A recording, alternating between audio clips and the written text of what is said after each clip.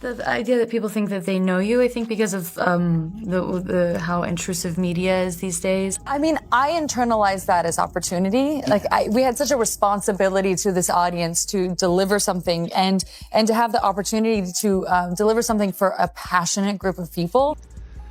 Hey, Blake. It is 2 in the morning. Hopefully this does not wake you up. Whew.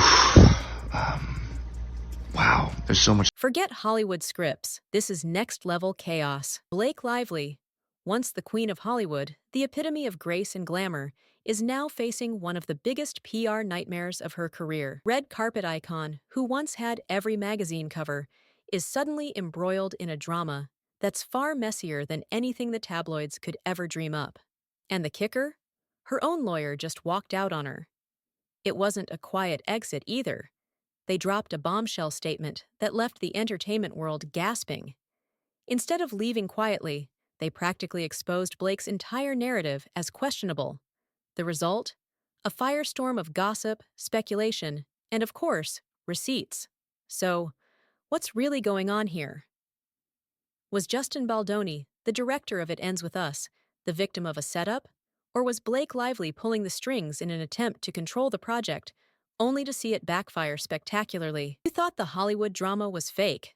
Trust me, this real-life scandal is more insane than anything you've seen on screen.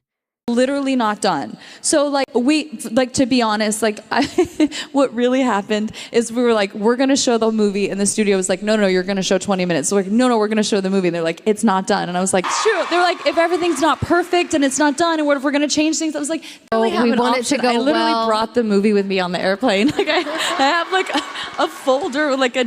And the best part?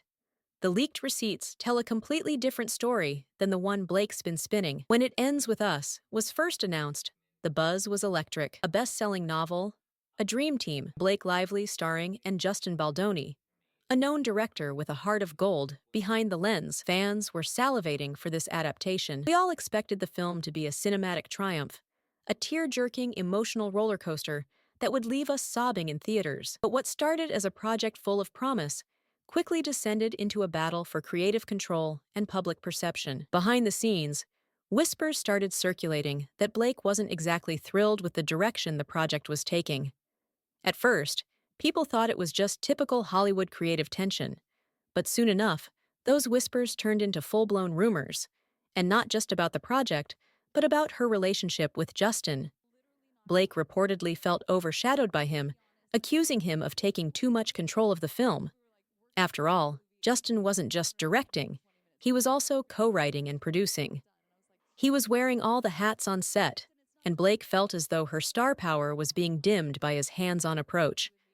All right, to begin, let's start with the end. The conclusion here, I have said this since before, long before this ever broke out between her and Justin Baldoni, that we have to compartmentalize. Blake Lively is not a good person. So no matter what happens in this lawsuit, no matter who wins in the end, do not let it distract you from the fact that she has proven herself not to be a kind person. She doesn't want Brian Friedman to depose her because of unspecified statements that he's made about her. You mean like when he said that they had plans to sue her into oblivion?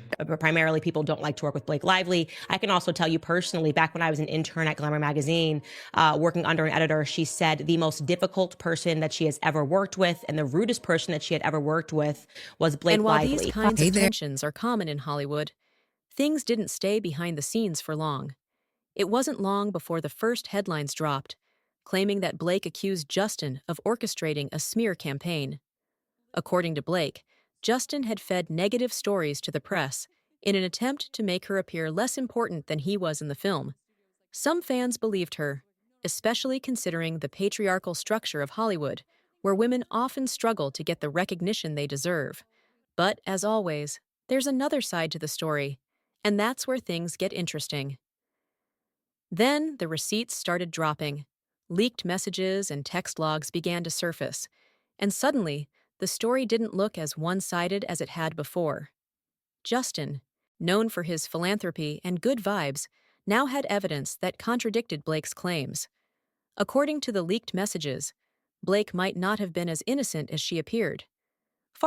All right, to begin, let's start with the end. The conclusion here, I have said this since before, long before this ever broke out between her and Justin Baldoni, that we have to compartmentalize. Blake Lively is not a good person. So no matter what happens in this lawsuit, no matter who wins in the end, do not let it distract you from the fact that she has proven herself not to be a kind person. She doesn't want Brian Friedman to depose her because of unspecified statements that he's made about her. You mean like when he said that they had plans to sue her into oblivion? But primarily people don't like to work with Blake Lively. I can also tell you personally, back when I was an intern at Glamour magazine, working under an editor, she said the most difficult person that she has ever worked with and the rudest person that she had ever worked with was Blake Lively. Hey there. From being the victim, it seemed like Blake was the one pulling the strings behind the scenes. She allegedly demanded major changes, rewriting parts of the script, pushing for control over the film's marketing, and even threatening to manipulate the editing process to make herself the star of the show. But things didn't stop there. Blake was also accused of trying to use her powerful connections, including her husband, Ryan Reynolds, a household name with his own influence in Hollywood, to get her way. Powerful, right? Yet it didn't go according to plan. Reports surfaced that Blake tried to strong-arm the production, making ultimatums that some insiders described as borderline toxic. The tension built and built, and eventually, Blake filed legal complaints. She claimed she felt unsafe on set, alleging there were no protocols in To this audience to deliver something and to have the opportunity to deliver something for a passionate group of people. Yeah. As someone who is so deeply passionate myself, I was so excited about that. I would so much rather have that than people who are indifferent. Blase. All we know is that while he usually can't resist a sassy quip, he's been conspicuously MIA throughout this entire meltdown. Draw your own conclusions. While Blake's version of events seemed to be shifting. Frank, if it were not for women giving me direct feedback in my own personal life and being a man who was willing to at least listen to them, there's no chance that I would be having this conversation. So the message, to answer your question, the message is very simple. As men, we need to embrace all of the parts of us that make... A lot of it's my real life clothes or my husband's clothes or my girlfriend Gigi's clothes I was borrowing.